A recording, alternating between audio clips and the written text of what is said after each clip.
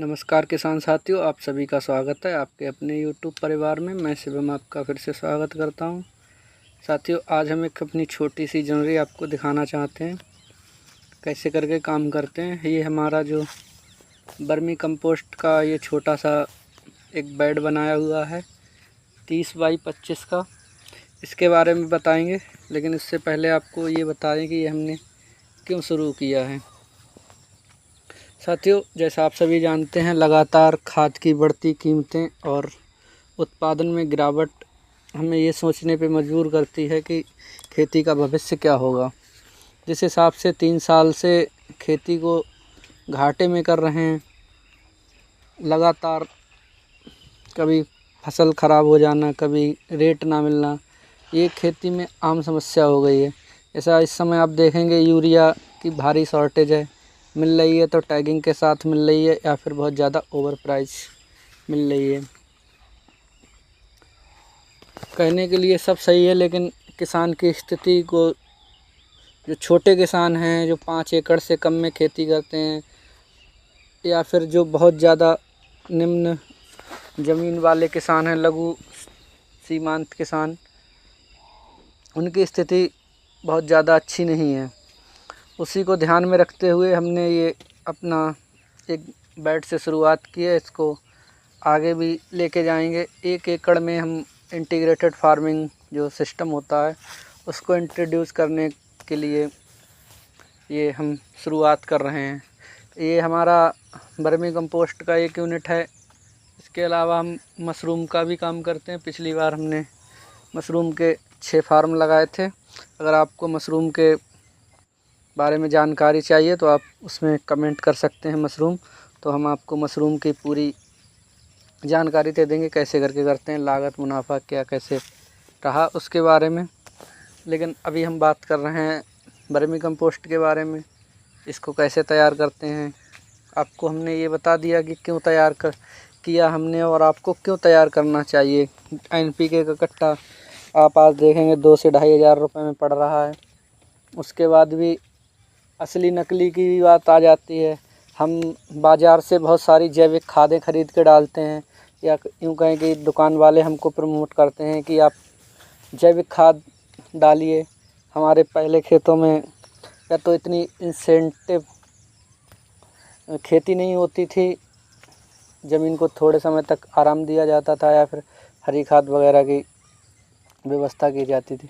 लेकिन लगातार खेती होने से हमारी जो भूमि की है उर्वरा शक्ति कम हो रही है, तो हमें ज़्यादा खाद लगानी पड़ रही है। उसको खेत में ऑर्गेनिक कार्बन ना होने की वजह से खेत में उतना पूरा अपना न्यूट्रिशन जो है वो पौधे को प्राप्त नहीं हो पाता, उससे पहले ही वो फिक्स हो जाता है। अब बात कर लेते हैं वर्मी कंपोस्ट को बनाने की प्रक्रिया की। अगर आप बनाना चाहते हैं तो, क्योंकि ये वर्मी कंपोस्ट के ही ऊपर वीडियो है, तो बाकी बातें किसी अन्य वीडियो में करेंगे। तो आपको वर्मी कंपोस्ट की जानकारी दे देते हैं। तो सबसे पहले आपके पास गोबर होना चाहिए। आपके पास अगर 2 जानवर हैं तो आप आराम से वर्मी कंपोस्ट की शुरुआत कर सकते हैं।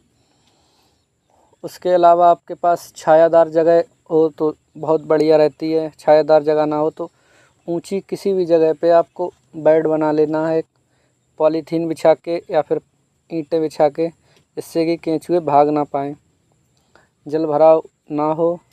इसकी ज़्यादा कुछ रॉकेट साइंस नहीं है। अगर आप शुरुआत में किसान के तौर पे करते हैं, प्रोफेशनल की चीज़ें अलग होती हैं, आप किसान के तौर पे करते हैं तो वो चीज़ें अलग होती हैं।